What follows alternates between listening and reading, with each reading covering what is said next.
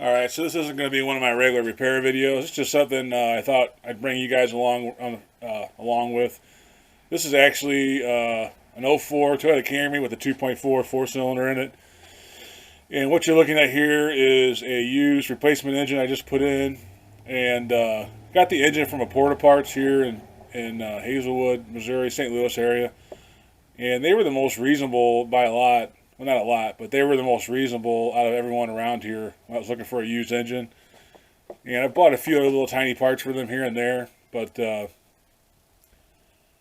were real easy to work with. Loaded the engine up into my truck and had the most reasonable price, so I think I'll start using them. So kind of a shout out to Importaparts there in Hazelwood, Missouri. Anyway, this car came in on a tow truck. And she said that the oil light came on, it made a bad noise, and then it shut off. So she got off to the side of the highway, had it towed here. And at first, I thought she said the oil light came on, and then AC or the battery light, and a couple other lights came on. So at first, I thought, well, it just chunked off a serpentine belt or something, maybe alternator locked up or whatever. But anyway, got here and it wouldn't, go to crank it, and it would just thump, thump, thump against the starter.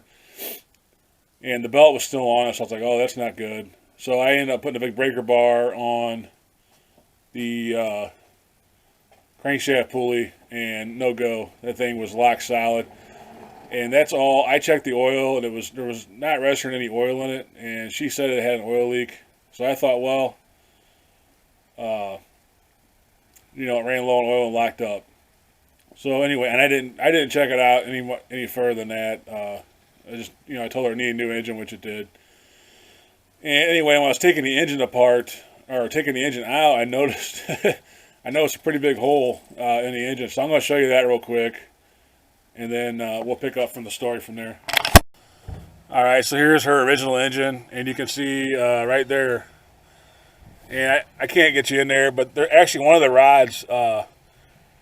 Blew off the crank and wrapped up. It's bent upward, and it's stuck in between the crankshaft and the block here. And this thing's locked solid. You can't turn it at all, which made it a pain to get the torque converter bolts off. I actually had to pull the transmission with the engine. Normally I don't like to do that, especially on automatic, but I had no choice on this one because I couldn't get to the torque converter bolts. So you can see here is a big block. Now the question I have,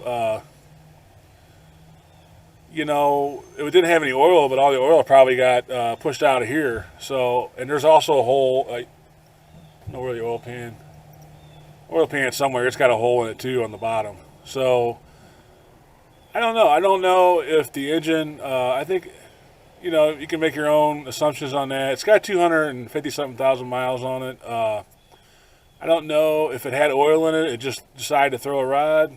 Maybe it had been driven quite a bit with low oil. Or it just decided to let go, and it didn't have any oil because it just all went out the block. So I don't really know. Normally when you run them low on oil, they just kind of lock up. But this thing, it's aluminum block, so whatever. But this thing really destroyed itself.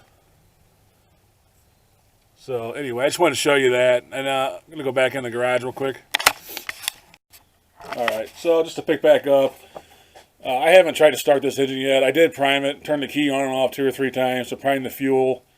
And this will be the first time I've ever heard this engine run. So I put coolant in it as much as it would take. And I put, the oil and stuff in it. I know it's going to need transmission fluids. I lost some. I took the axles out. And it probably needs a little power steering fluid. So I'm not going to run it too long. But I was just going to start it up. It's first start in this car. It's kind of exciting. If even me, I've been doing this since I was 16 years old. And so I got, quite a few years doing this. And my first engine I rebuilt, I actually did at my grandpa's basement because he had an upholstery shop, or he had upholstery in his garage.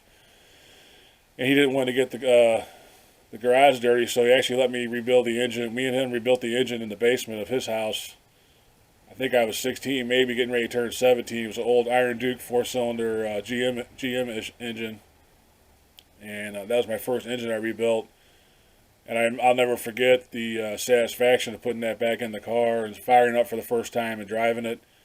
And I know I didn't rebuild this engine, but it's always kind of exciting and stressful putting engine or transmission in a car, even after all these years. I get a little bit excited to see, I haven't heard this engine run, so I have no idea. But it's always exciting to do a big job like this and then fire it off, and hopefully everything goes right with it. So I'm going to go ahead and we'll find out together if this thing runs and if I got a good engine from Importapart, which I'm sure they tested it. I don't know, but and we'll make sure and we'll see if I put everything back together right. The only little concern I have is the number 4 coil pack. I changed the plug wire or the plugs in this, and number 4 spark plug had a little bit of a fuel smell to it. So I don't know. It might have a slight misfire, or maybe a bad coil pack. I actually left the coil packs in it that came with this engine because they look brand new, and hers out of the other engine are old.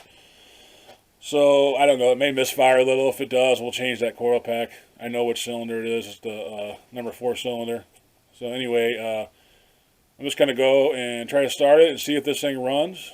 And we'll run it a little bit and then pretty much end the video. I just wanted to see, thought it'd be kind of neat to see, this engine run in this car for the first time. And hopefully I hooked everything up right and it runs good.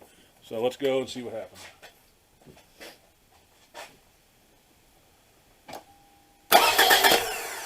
Like I said, I primed it a few times.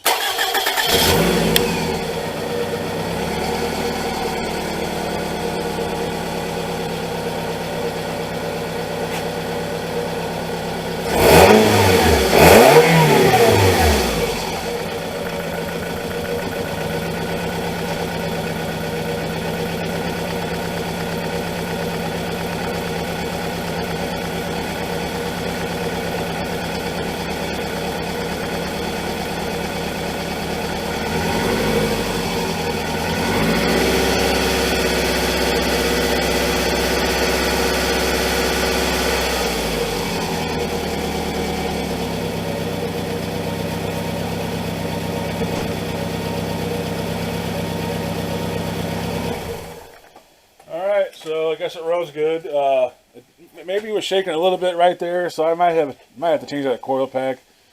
I got to get it off the jack stand and take it for a test drive. You see a little bit of smoke there. That's pretty normal for an engine swap. I put all new gaskets on it, intake and exhaust manifold gaskets and all that. And a lot of times, that stuff will burn in and make a little smoke. Plus, you got your greasy hands all over the engine, so it'll burn all that off pretty quickly.